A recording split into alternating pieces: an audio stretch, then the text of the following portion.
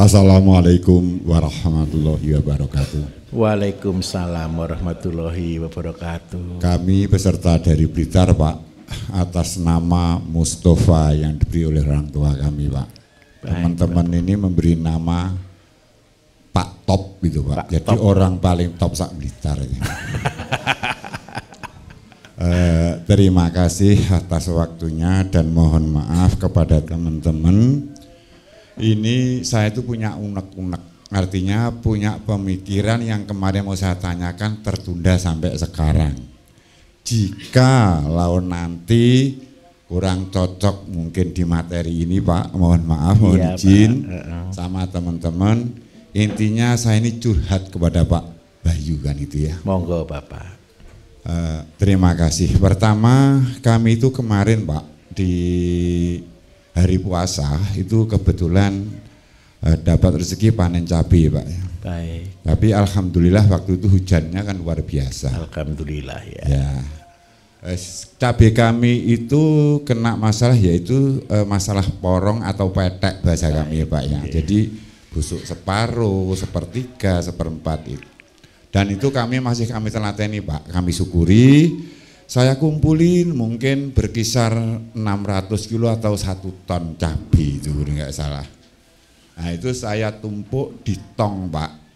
Kemarin dengan materi limbah keluarga. Iya. Nah ini juga limbah keluarga juga limbah pertanian, Pak. Betul. Jadi mohon maaf, mohon izin bila mana ini keluar dari rel itu, Pak ya. Jadi kami itu penasaran dengan cabai yang kena porong atau petek ini sebanyak sekarang mungkin sudah tinggal 1 tong penuh, Pak ya, tapi belum saya apa-apain, Pak itu. Jadi 5 bulan jalan ini kami diamin saja. Kebetulan saya nunggu dulu kemarin cita-cita ke Telomoyo tapi sana padat. Betul. Jadwalnya akhirnya jatuh di Banyuwangi ini. Alhamdulillah kami juga menunggu.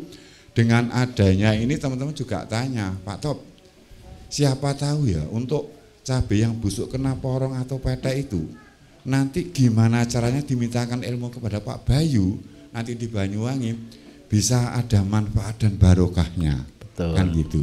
Jadi alhamdulillah yang pertama pertanyaan kami itu, Pak, jadi mungkin teman nanti punya kasus sendiri-sendiri, Pak. Ini juga raja-raja kasus semua, Pak, ini, Pak. Ini jadi gara-gara semua ini, Pak ya. Jadi untuk sementara karena mengingat waktu dan mungkin nanti dari Pak Bayu juga mungkin nggak sedikit, sebelumnya mohon maaf dan saya berterima kasih. Akhirul salam, wassalamualaikum warahmatullahi wabarakatuh. Waalaikumsalam. Baik, patek itu penyakit ya, Pak ya? Penyebabnya apa itu ya? Jamur disertai virus ya. Kalau sudah kena satu terus dibawa binatang nyebar kemana-mana, kan gitu kan, Pak ya? Tapi saya mau tanya, seandainya itu salah satunya ada virus di dalamnya. Nah, kalau untuk membuat vaksin itu gimana kira-kira caranya buat vaksin? Virus harus dilemahkan. Tapi saya harus katakan jujur, virus itu Bapak Ibu, itu pengapesannya ada 2. Yang pertama oksigen dan yang kedua sinar matahari. Karena itu kalau orang kena TB, orang sakit TB, dokter selalu bilang rumahnya harus terang, gitu kan? Jendela harus dibuka, kalau perlu dikasih genteng kaca, kan gitu kan? Tujuannya ada sinar matahari masuk dan itu bisa membunuh bakteri dan virus. Nah, kalau seandainya Bapak sekarang punya virus nih, punya penyakit yang disimpan, supaya ini menjadi obat bagaimana caranya kira-kira?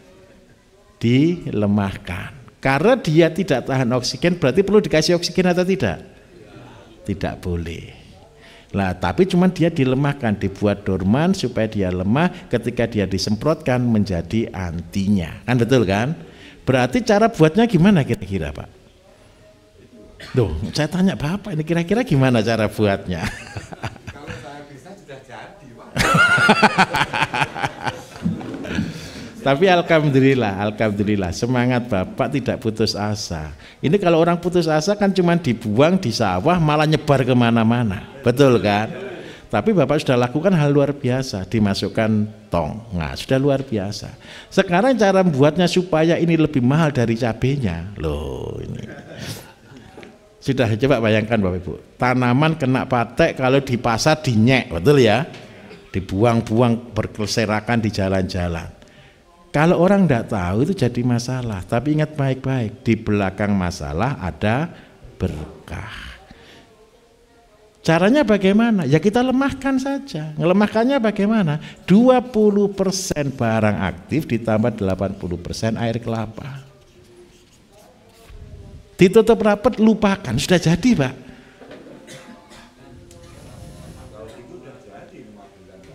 Loh, air kelapanya ada enggak Pak?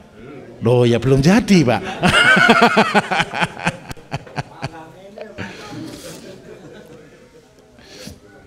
Kenapa kok air kelapa Bapak Ibu?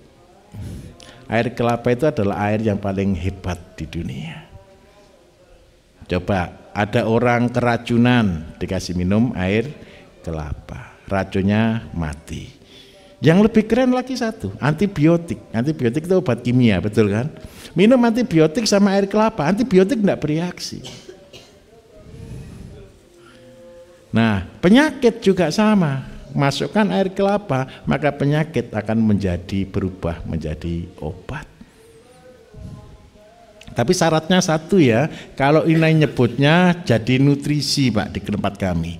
Ini masukkan drum, tutup rapat, selama 2 minggu sudah jadi. Jadi nutrisi, dosisnya 50 mili per 15 liter. Satu tangki 3 tutup kalau agak 5 besar itu 50 mili. Berarti kalau ini bahan utamanya cabai, cocoknya untuk apa?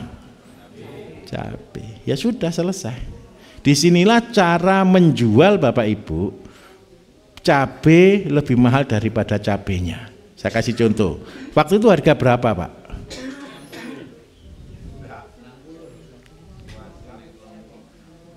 60.000. Nah, satu itu ada berapa kilo kira-kira waktu itu Pak?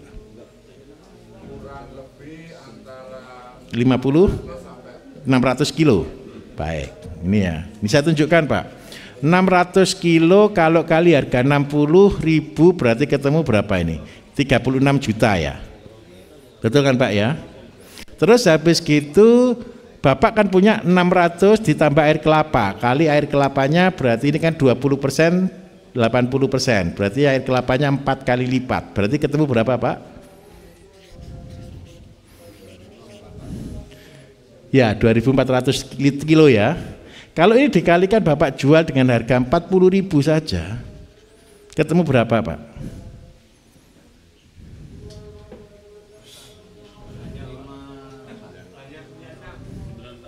96 juta, betul ya?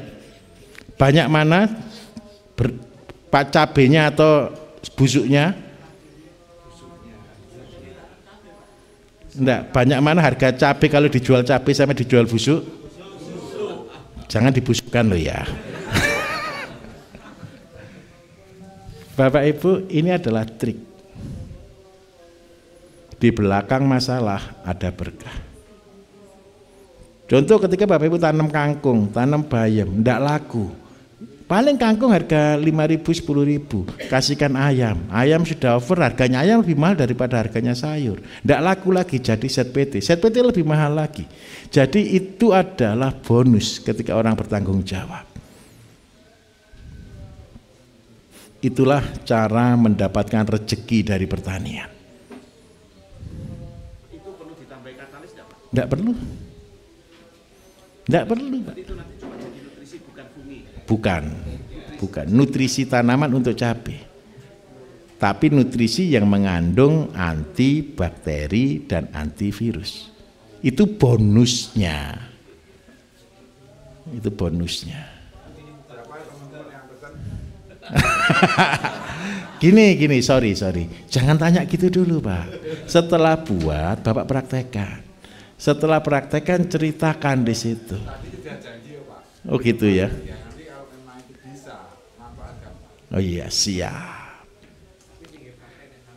Oh siap. Jangan takut Pak. Pernah saya sudah ketemu saya kok sudah. Lagi ada Pak Bayu. Apalagi mari. Ya, siap sama-sama. Sebentar, ayo mari mic-nya ke belakang dulu. Di sini senengnya pertanian Bapak Ibu. Jadi kalau pertanian itu hidup itu ya gara-gara ini. Ayo mari, monggo Bapak. Oh, di sampingnya. Assalamualaikum warahmatullahi wabarakatuh. Waalaikumsalam warahmatullahi wabarakatuh. Nama saya Ibnu Makim, juga dari Blitar, Pak Bayu. Baik. Ini dari teman-teman Blitar. Yang saya tanyakan begini.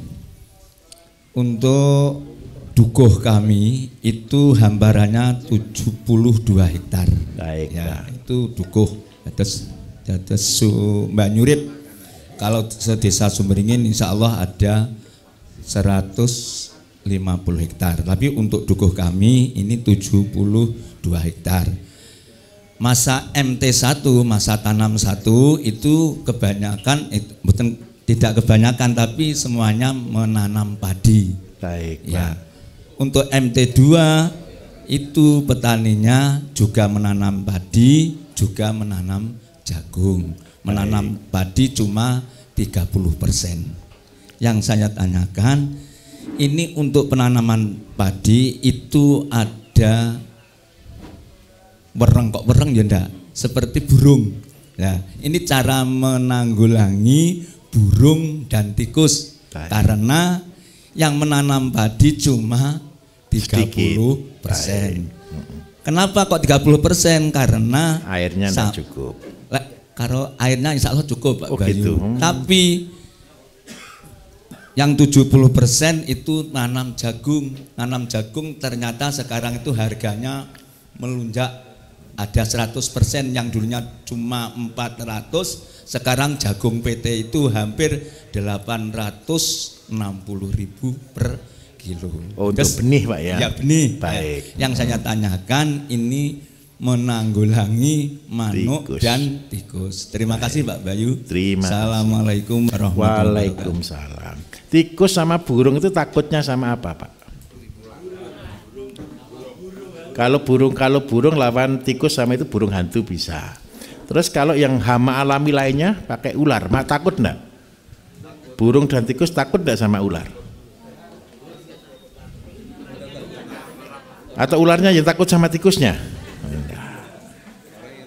Begini, burung dan tikus itu takutnya sama ular, terutama tikus, paling takut ketemu dengan ular. Berarti Bapak Ibu harus membuat sesuatu yang berbau tikus, yang berbau ular. Kalau hasil penelitian saya, ada 2 tanaman Pak, kalau digabung baunya seperti ular, yaitu sambiloto dan gadung. Tahu sambiloto dan gadung? Nah, sambiloto cari yang masih seger kalau boleh. Sambiloto 1, gadung 1. Nah, Bapak Ibu kan sudah mulai buat set PT kan? Lah itu dicampurkan di set PT yang sudah jadi. Itu nyemprotnya ndak harus semuanya. Semprotnya itu hanya 2 meter di pinggir-pinggir gitu aja, tikus tidak berani masuk. Memang terus terang ini tidak membunuh tikus. Cuman begitu tikus masuk ke situ, ini kok baunya ular, dia balik lagi. Karena dia tidak membunuh, makan tetangganya yang tidak disemprot. Nah ini fair, saya katakan fair. Karena apa Bapak? Serai binatang itu. Ini sugesti, ini percaya atau enggak ya kita enggak tahu ya, mitos atau enggak ya. Kalau dia kita jahati, dia akan semakin jahat. Terus yang kedua, bagaimana ke depannya menanggulangi? Banyak orang menggunakan burung hantu boleh. Burung hantu juga makan pipit, makan burung. Cuman masalahnya karena dia burung hantu keluarnya malam. Burung enggak keluar malam. Malam-malam burungnya tidur, tikus yang keluar malam, kan gitu kan. Berarti yang kedua, saran saya satukan ini kelompok tani, Pak minta ke pemerintah jaring burung lah. Itu kan dapat proyek bantuan banyak kalau jaring burung, kan murah itu. Di mana? Usul. Kalau tidak diusulkan mereka tidak bisa buat anggaran. Usulkan.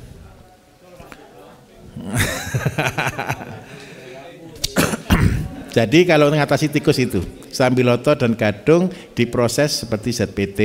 Nyemprotnya kalau pas tidak hujan bisa tahan sampai 2 minggu. Dan tanaman sendiri ketika disemprot dengan sambiloto dan gadung, aromanya dia sudah muncul aroma ular.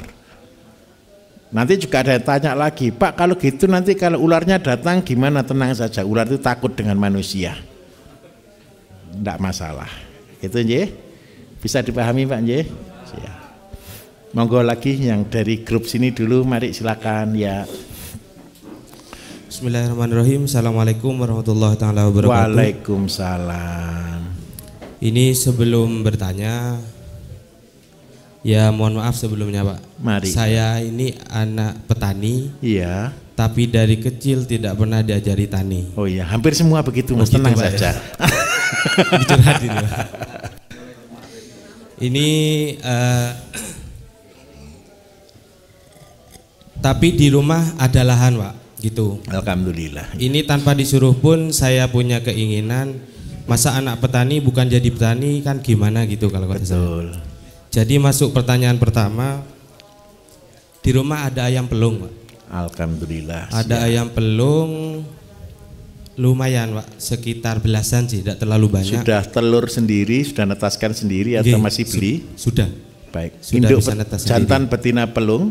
Jantan betina pelung. Berarti pelung asli ya, masih Pelung ya? asli, Oke, oke. baik.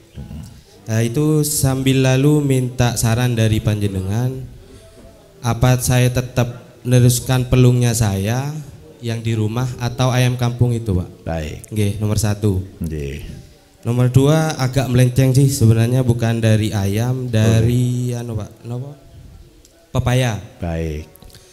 Pepaya daerah istri saya itu sampai sekarang nggak laku Pak. Baik. Pepaya California. Baik, Itu pas murah sampai, ini ya. Nggih, bukan hanya murah Pak, sampai bosok di pohon. Lahan gitu ya. Harga berapa di sana Mas? 500? Sampai nggak anu Pak, nggak ada pedagang yang mau Nggak ada ngambil. yang beli ya? Nggih, Baik. sampai gitu. Saya punya inisiatif, bisa nggak kira-kira pepaya yang masak ataupun masih muda dibuat pupuk? Baik. Oke, nomor 2. Yang terakhir, kita kan habis ini mau pulang ke kampung masing-masing. Siap. Jadi saya pribadi mewakili teman-teman minta tips hidup sehat ala Pak Bayu. Sekian. Baik. Terima kasih. Nah, Bapak Ibu kalau sudah sekolah bersama kami, kalau sudah tahu barang tidak laku, barang dibuang, berarti harusnya diapakan? Diambil. Saya kasih contoh. Pernah tahu orang jual jus di pinggir jalan? Jus buah, itu kan disaring. Betul enggak? Lebih, kan ampasnya banyak enggak? Kalau seandainya cari 10 kilo gitu aja banyak, bisa dapat enggak ampasnya jus itu kadang-kadang. Hampir bisa tak kulit buah, biji dan sebagainya, itu kan dibuang kan. Kalau seandainya habis buah 10 kilo, berarti anggap aja jadi 40 porsi. 40 porsi kalau harga 5.000 berarti 200.000. Untungnya dia paling banyak kan 100.000, betul atau tidak? Sekarang saya buat, ampasnya itu anggap aja 10 kilo, tinggal ditambah air kelapa berarti tambahnya 40 liter. Jadinya berapa? 50. Bapak Ibu olah jadi ZPT buah atau ZPT daun, ZPT buah lah karena bahannya dari buah. Dengan harga 40.000. Ketemu berapa Bapak Ibu? Ini kali ini berapa ini? Ini tambah ini ya betul 50 ya. Berarti ketemu berapa ini?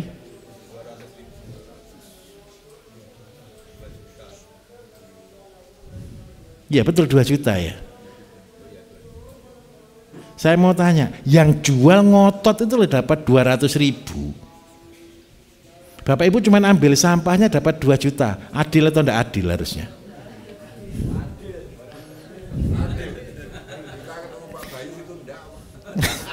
Saya diprotes orang, ujung-ujungnya kok ngajari duit semua toh Pak? Ya bukan gitu. Siapa yang mau itu yang berhasil. Kalau punya sampah terus dibiarkan ya susah. Lah kayak pepaya. Kalau pepaya harga murah ya ditampung toh Pak. Loh kalau tidak laku ya lupakan saja. Buat aja setampungan sebanyak-banyaknya. Kalau tidak laku sini saya terima harga 500 gitu loh. Buat sebanyak-banyaknya. Setelah ditampung jadi pupuk. Kalau namanya kelas ZPT itu minimal di 40.000. Lah nanti pernah enggak harga pepaya 40.000? Saya jamin sampai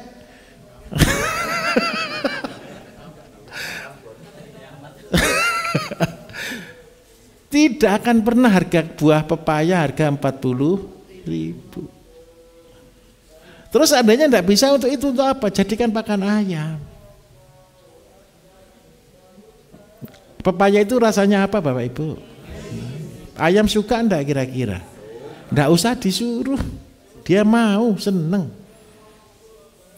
Tinggal diolah, campur dedak, campur apa, supaya awet, masukkan drum, kasih air. Kalau seandainya pengawetan biasa pakai air leri, Pak air lerinya berapa? 5 ton. Ya jangan pakai air leri semuanya, pakai air dicampur dedak padi. Itu sudah jadi air leri. Dedak padinya berapa persen? 2%. Jadi per ton 20 kilo. Itu sudah jadi cuka. Masukkan di situ pepaya, Bapak cek, Bapak Ibu percek ya. Masukkan di situ pepaya, biarkan 2 tahun tetap pepaya. Warnanya ndak berubah, rasanya berubah. Warnanya ndak berubah. Gimana? Tapi nanti bisa dipakai untuk nutrisi. Bisa untuk nutrisi, bisa untuk pakan, bisa untuk macam-macam. Jadi itu diawetkan. Mas tolong beli. Mumpung pas murah sebanyak-banyaknya. Bilangnya begini, daripada ndak laku sini tak ganti gitu loh Mas. Kayak orang baik kan. Padahal dalam hati, oh saya bahagia sekali beli 500 dijual 40.000. Karena apa? Percayalah, nanti ketika harga pepaya naik, orang-orang berlomba-lomba buat pepaya lagi, betul atau tidak? Ketika mereka buat lomba-lomba tanam pepaya lagi, butuh enggak pupuk untuk pepaya? Butuh, nanti belinya kesampaian. Sampai dalam hati dulu dia jual 500, sekarang dia beli 40. Ya, tapi gini ya, harga itu terserah Bapak Ibu ya. Kalau boleh ya selevel murah lah, boleh lah. Terus yang pertama tadi, gimana tadi yang pertama tadi? Ayam baik. Ayam pelung itu ayam kampung atau bukan ya? Kampungnya Jawa Barat kan? Enggak masalah Pak. Oh ya, saya lupa kemarin ngasih peraturan. Bapak Ibu, ini peraturan. Kan banyak orang komen di YouTube saya, kalau ayamnya mati bagaimana jadi kubur? Yang betul adalah ayam dilarang sakit. Tolong di kandang dikasih tulisan ya besok ya, penyakit dilarang masuk. Arti penyakit dilarang masuk itu nomor 1. Kalau Bapak Ibu sudah mulai ayam, jangan datangkan ayam. Saya ulangi ya, kalau Bapak Ibu sudah mulai dari 10 ekor ayam, tidak boleh mendatangkan ayam lagi. Karena apa? Ketika ayam baru ini datang, Bapak Ibu belum tahu caranya, itu yang dia datang itu bukan datang ayamnya juga, sak penyakitnya juga dibawa. Itu nomor 1. Yang nomor 2, tamu boleh lihat, tidak boleh pegang. Pak, masalahnya yang saya pelihara ini ayam maduan Pak, jadi kalau keluar mesti dipegangi orang, yaitu resiko. Karena itu saya tidak nyarankan ayam maduan. Ayam kampung saja. Ayam kampung kan tidak perlu dipegang kan? Boleh dilihat, tidak boleh dipegang. Terus yang ketiga, minum jamu sebelum sakit. Jangan ngobati ayam pada waktu sakit. Jelas ya, jamu dasar kuteja, kunyit, temulawak, jahe. Kalau mau lebih lengkap kasih lempuyang, kasih macam-macam boleh. Jangan kunci saja ya. Tolong kunci jangan diikutkan di situ. Nanti rapat semua ayamnya. Singset semua nanti, tidak jadi gemuk nanti ayam ini, jadi sispek nanti. Kunci tolong dihindari. Yang lain-lainnya boleh. Terus yang berikutnya lagi, Bapak Ibu kalau makan ayam, ini saya minta maaf ya, kata ini ternyata tidak kebagian ayam organik karena untuk besok tidak cukup ternyata ayam kita. Biasanya setiap angkatan itu ada stok. Ini ayamnya terlalu kepotong gara-gara kemarin hari raya Pak, minta maaf.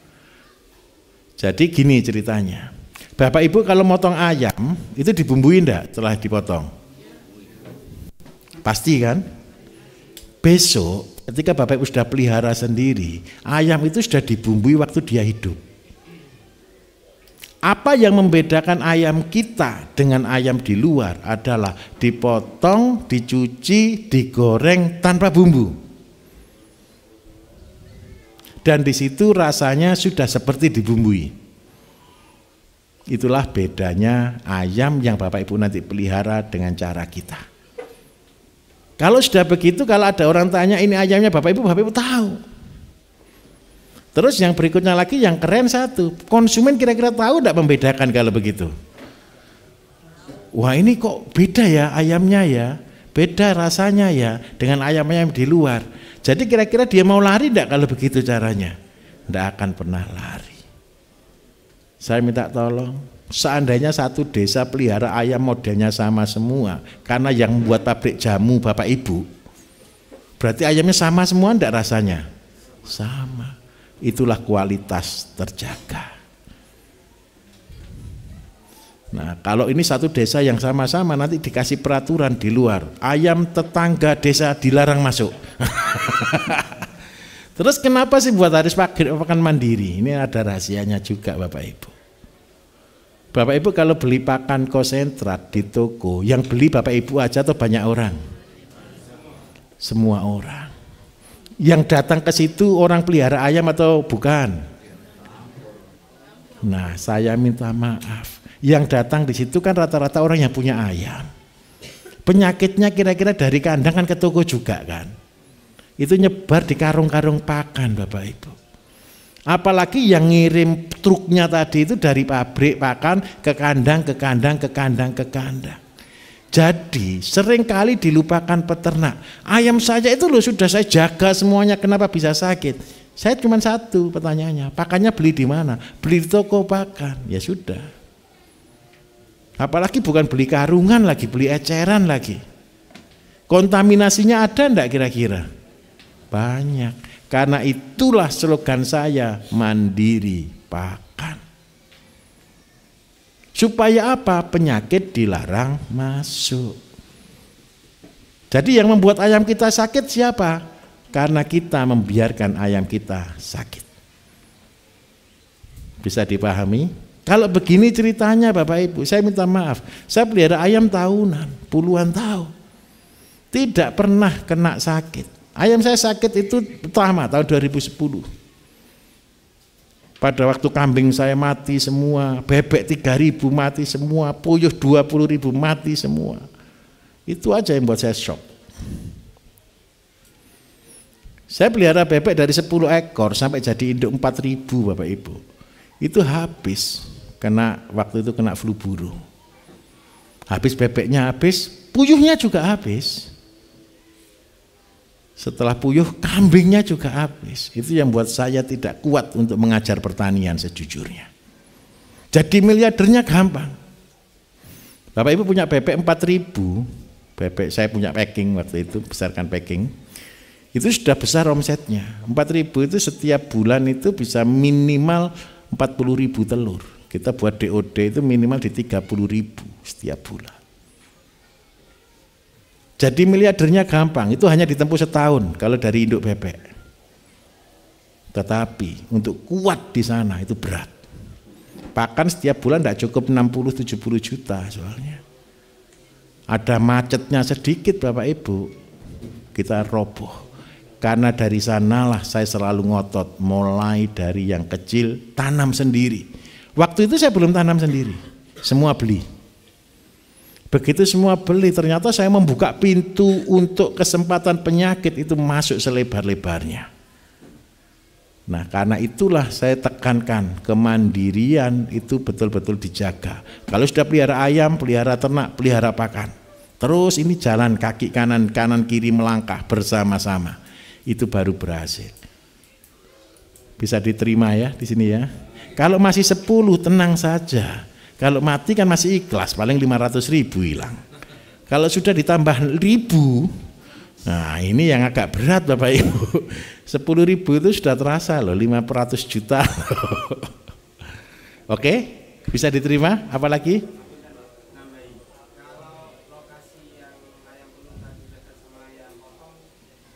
Tidak ada masalah. Minimal 100 meter. Tapi yang penting satu, pegawainya ayam potong jangan megang ayam sampean.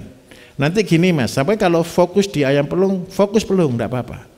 Kembangkan terus. Grup kita ribuan orang. Nanti waktu sudah tergabung di alumni, tolong diupload ayamnya. Nanti teman-teman kita sendiri yang butuh banyak. Ya, tapi ayam pelungnya ini tolong ya dijaga.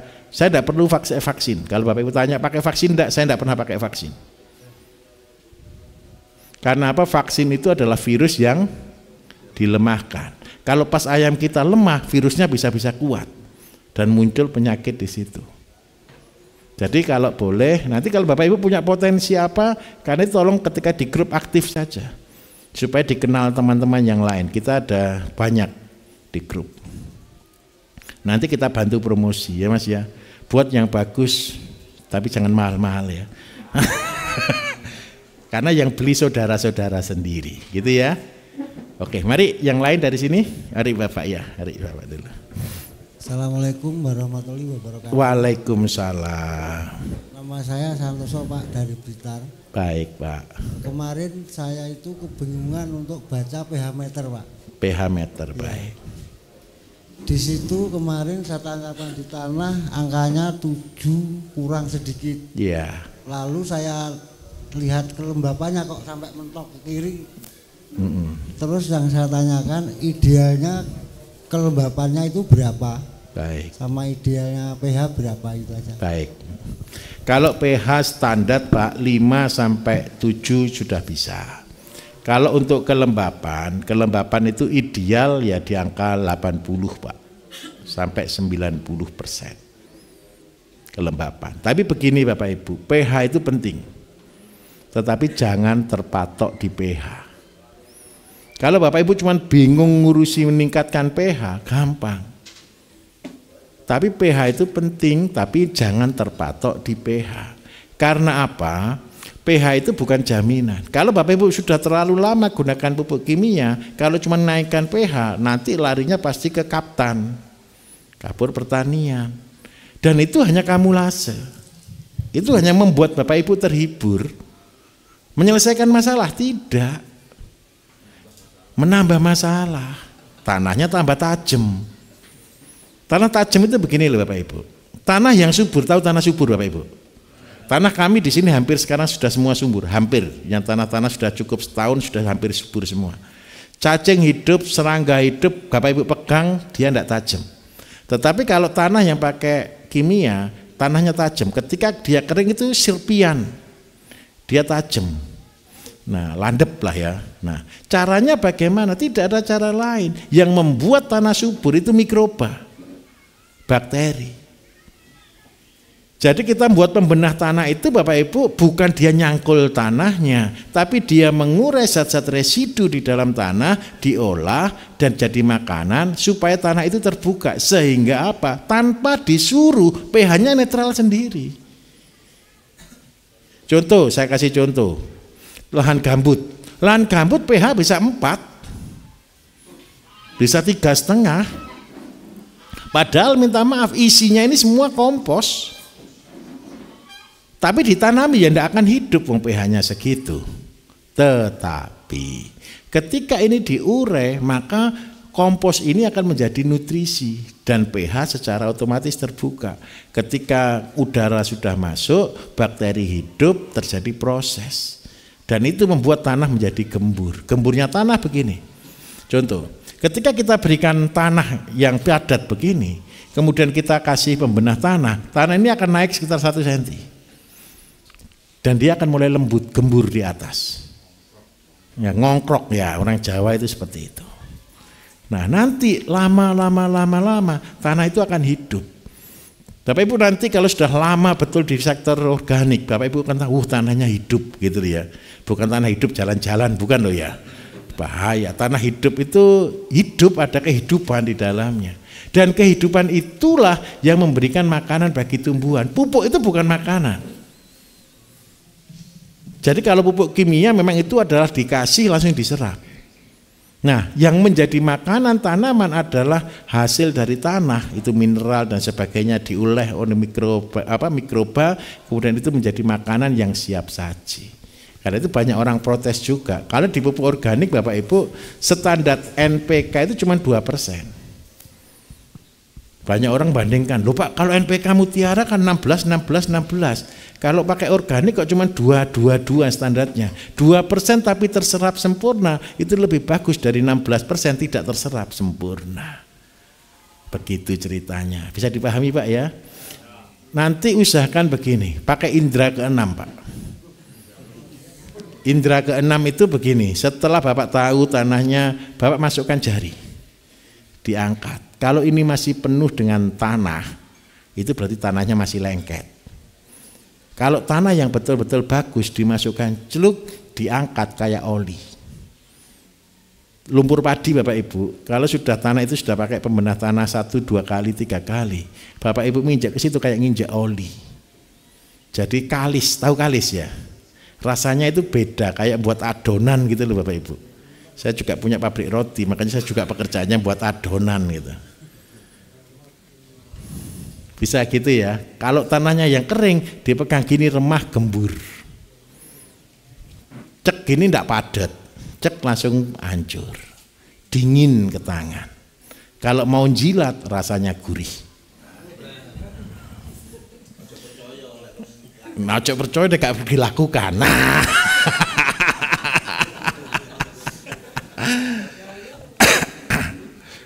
Ayo mari yang lain lagi sini, masih depan. Oke, tinggal satu di depan. Terima kasih. Assalamualaikum warahmatullahi wabarakatuh. Waalaikumsalam warahmatullahi wabarakatuh. Selamat siang dan salam sejahtera. Nama saya Kustiono Pak. Pekerjaan petani, sampingannya ASN Pak. Alhamdulillah. Karena yang kami tangani semuanya petani. Jadi pekerjaan kami di sawah.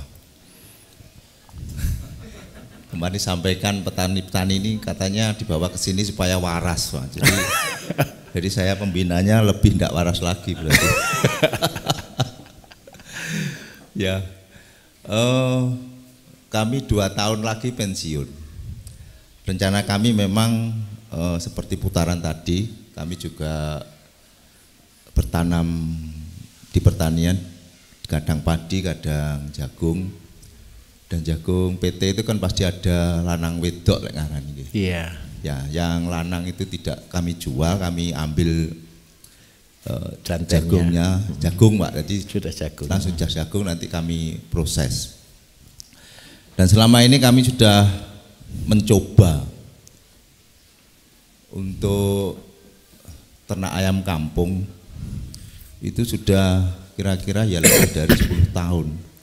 Tapi kalahnya ada hamanya namanya nyambe. Nah iya itu. Tapi sulit itu memang. Dan kami pakai fermentasi empon-empon. Tadi sampaikan semua empon-empon. Jadi kalau kami menyampaikan kepada teman-teman pun juga empon-empon apa ae, kunir, jahe, kunci, laos dan lain sebagainya. Dan itu memang luar biasa Pak. Tidak pernah kena penyakit.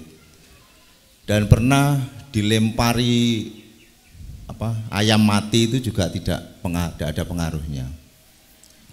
Kemudian kami membuat sendiri campuran itu memang kami senang mencoba-coba. Saya buat dari katul, kemudian jagung itu yang dari jagung glondong itu saya giling total. Pertanyaan apakah janggelnya itu mengganggu pencernakan nanti pada ayam itu. Kemudian kami campur dengan mie, kemudian kami campur dengan tepung ikan. Setelah itu saya fermentasi dengan campuran limbah dari rumah tangga. Karena setiap ada limbah rumah tangga saya bawa, saya masukkan ember, saya beri fermentasian dari empon-empon itu. Kemudian saya kalau sudah agak banyak, saya campur, kemudian saya pop anaerob ke situ. Kemudian kami terakhir ini menemukan kayu apu. Bisa kayu apu itu saya letakkan di kolam. Sudah menjadi banyak. Setelah banyak kami bingung. Saya buang. Setelah buang diambil oleh ayam itu. Kemudian setelah tahu akhirnya itu saya pakai makanan ayam itu. Kemudian pertanyaannya campuran dari fermentasian itu tadi dengan kayu apu itu tadi berapa persen? Kemudian pertanyaan kami lagi, apakah bisa katalis ini nanti kami campur dengan fermentasian dari empon-empon itu, sehingga bisa memperkuat atau mempercepat laju pertumbuhan ayam itu maupun fisik tanaman menjadi fisik ayamnya menjadi baik. Memang kalau rasa kami sudah mencoba di ikan, Pak. Jadi kami punya kolam itu ikan patin yang sudah sekitar 2 tahun tidak kami ambil, tidak kami jual. Sementara untuk konsumsi teman-teman gitu ya, kalangan sendiri. Ini teman-teman petani yang sudah sudah mencoba rasanya memang enak. Ini Pak Kartiko ini dulunya tidak mau makan patin ini. Ketika saya beri mereka menjadi mau karena tanpa bau tanah. Ya.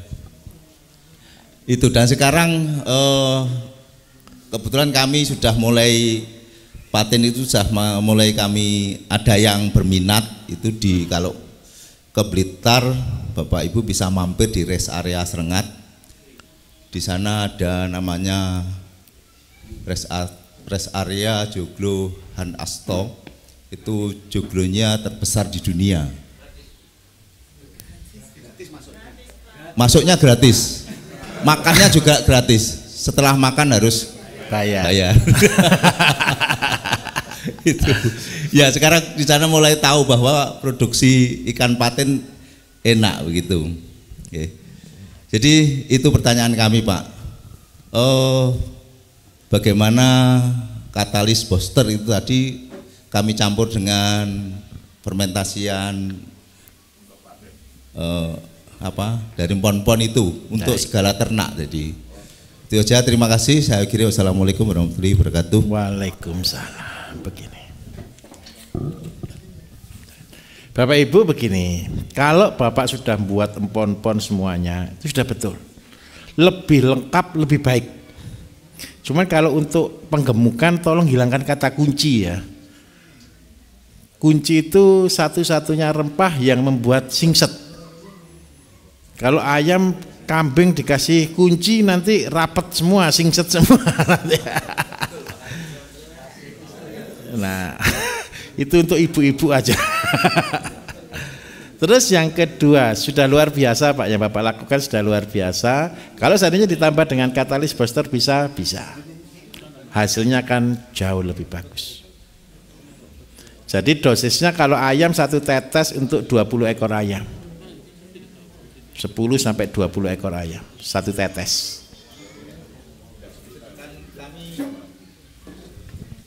Untuk pencampuran itu kan hanya kami berikan pada fermentasiannya itu. Betul, setelah makannya, betul, ya, penggunaan. Jadi nanti tidak usah kami beri lagi, sudah campur sama itu. Betul, gitu.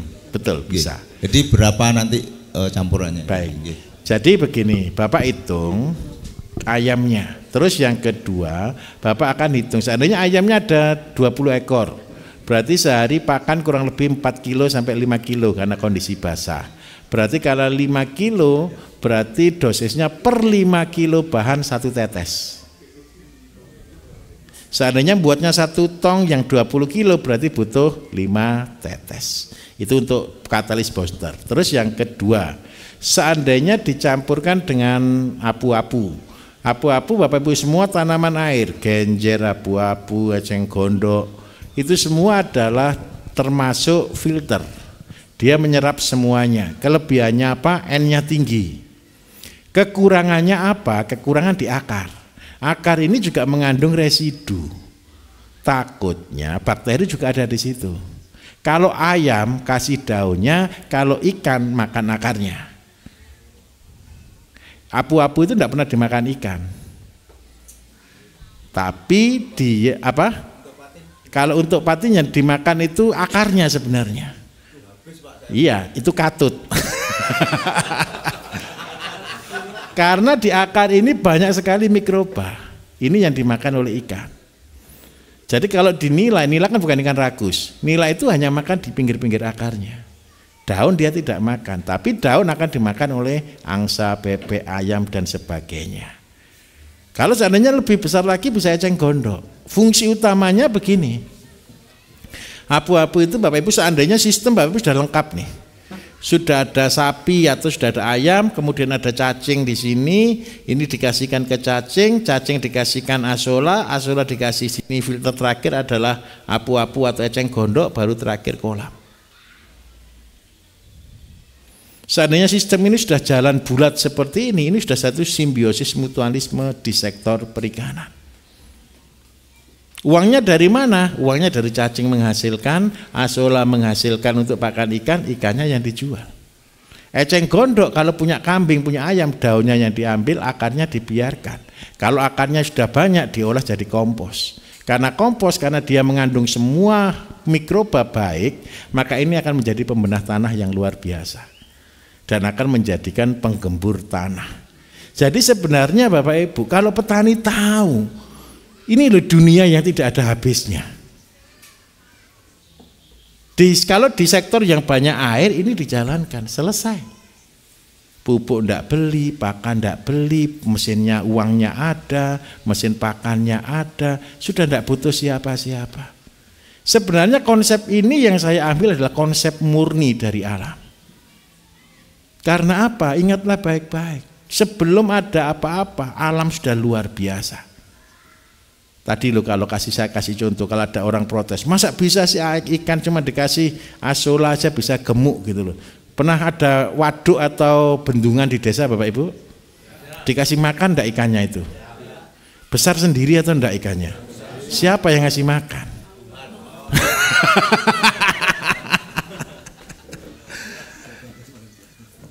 Terus yang kedua, rasanya itu enak. Kami pelihara ikan, slogan kami dulu pelihara ikan tanpa beli pakan. Itu tahun 2008 di Kalimantan Barat kita sudah melakukannya. Bersama Gubernur Kalimantan Barat kita sudah membuat program ini. Ciri utama ikan yang makannya pakai asola, itu matanya dia bukan ke bawah tapi ke atas. Mendul. Jadi kalau Bapak Ibu bilang ini ikan makanannya apa, itu dari situ kita tahu. Rasa tidak bisa dibohongi, manis. Pak, Bapak sudah sampai level tertinggi, jadi saya lanjutkan sedikit. Setelah Intansari ini Bapak Ibu ada tempat yang kita bangun namanya rekreasi.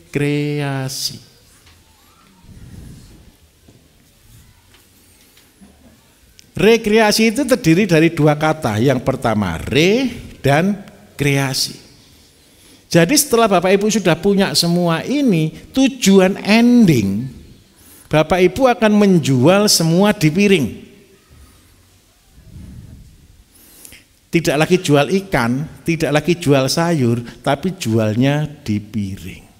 Di piring itu apa? Ada menunya macam-macam. Bapak Ibu tadi sudah dijelaskan Pak Bambang tentang jus diabetes, jus kolesterol, jus asam urat, gitu kan? Nanti menunya di situ, menu jus, menu kolesterol, menu asam urat, menu diabetes. Jadi orang bingung lah. Wah ini saya diabetes, menu diabetes. Nah itu sudah satu paket. Nasinya pakai nasi merah, sayurnya penurun diabetes, jusnya jus diabetes. Orang akan bangga. Terus yang kedua, di tempat rekreasi ini ada ayam, ada kambing, ada ikan, ada sayur, ada padi, ada semua ada di sini. Begitu orang datang, mereka langsung ketemu dengan kata, wah ini yang saya cari. Siapa yang datang ke sini langsung bilang, wah ini saya juga kepingin buat seperti ini ada. Itu adalah rekreasi. Jadi orang datang ke tempat kita Bapak Ibu, mereka bukan hanya rekreasi yang biasanya, bukan. Mereka punya ide-ide baru untuk berkreasi. Jadi saya minta maaf, pengunjung kami di sini Bapak Ibu, kalau ini Bapak Ibu tahu enggak tempat wisata kami berpagar enggak ini? Masuk dari mana bisa enggak? Ditanyain enggak kira-kira? Tidak. Hanya orang yang dari luar aja yang bayar tiket. Kalau satu kecamatan ini yang sudah tahu mereka tidak bayar tiket. Orang luar aja yang sudah tahu mereka datang sebelum jam 7 sebelum karyawan datang. Tujuannya apa? Ini rumah mereka.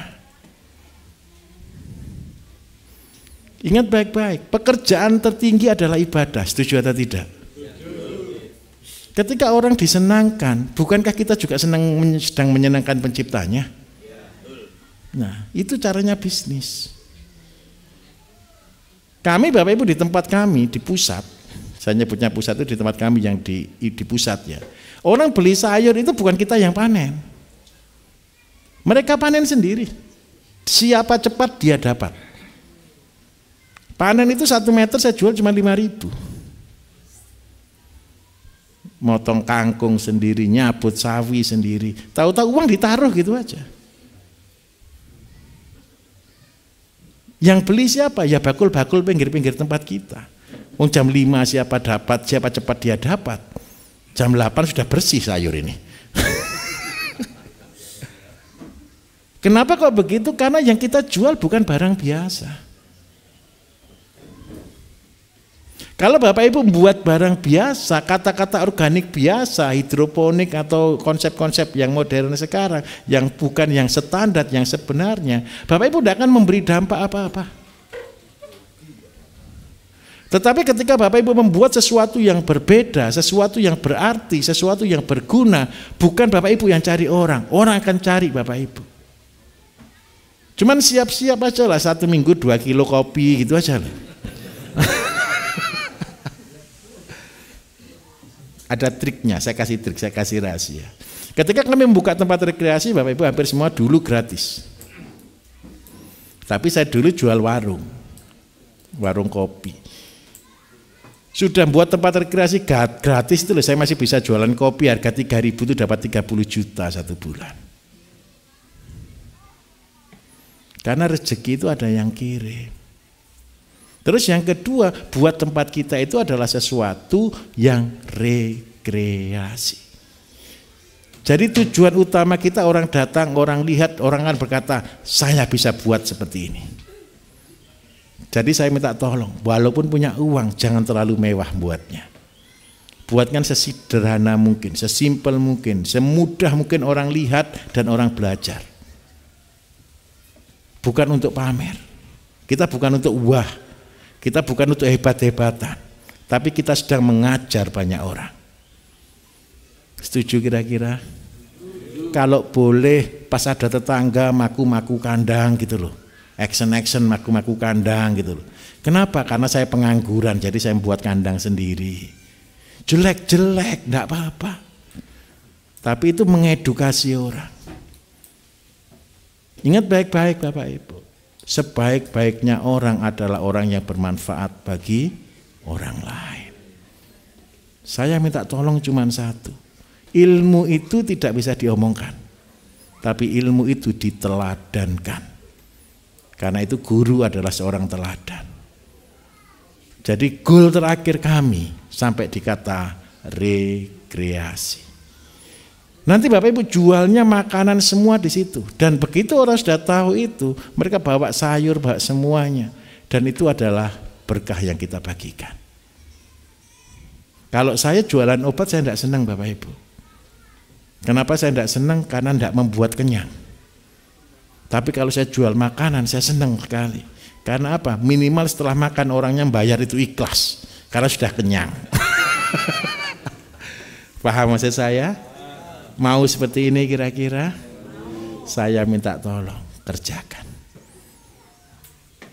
Nanti saya yakin pulang dari sini nanti masih ada yang tanya, Pak mulai dari mana? Masih ada yang mau bertanya mulai dari mana? Mulai dari yang ada.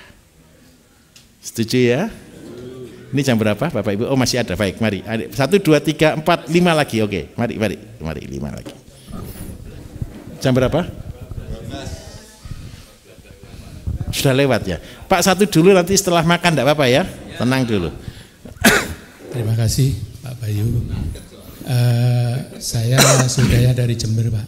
Baik Bapak. Saya sering lihat YouTube Pak Bayu itu sering memperagakan ini tentang alga Pak. Baik Pak. Jadi memang saya ancam istilahnya ya.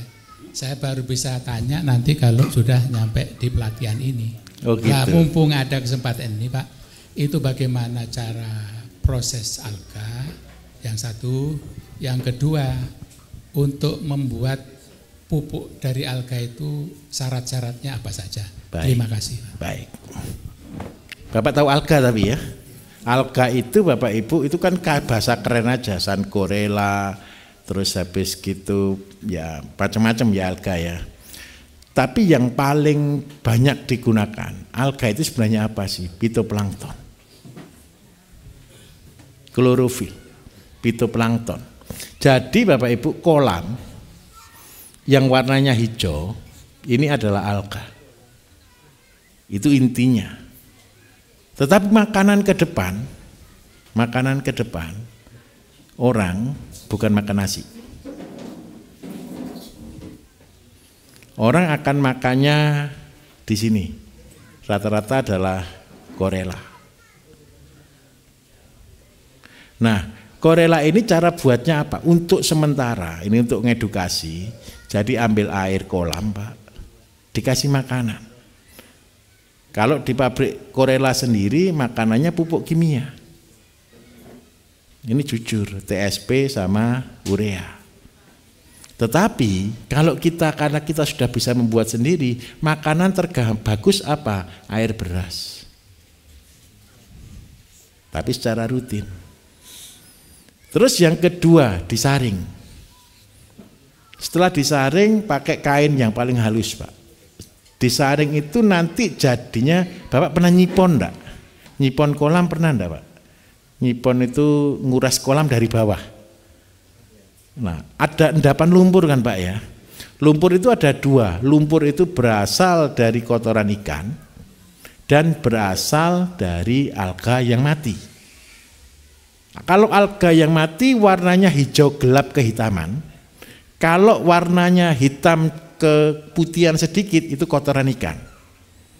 Nah, tapi kalau alga warnanya hijau hitam gelap. Nah, ketika Bapak sudah saring nih yang atas, seandainya begini, yang pertama keluar kan kotoran, setelah kotoran kan baru alga keluar. Nah, setelah hijau ini kemudian disaring. Nah, disaring ini Bapak masukkan dalam ember yang 20 kilo, Pak. Ini baru dikasih bakteri.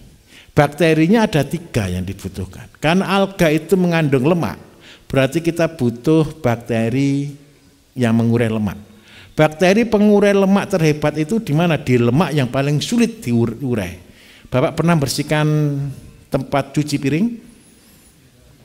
Saluran pembuangan itu ada enggak yang warna coklat? Terapung, betul ya? Putih coklat itu ya.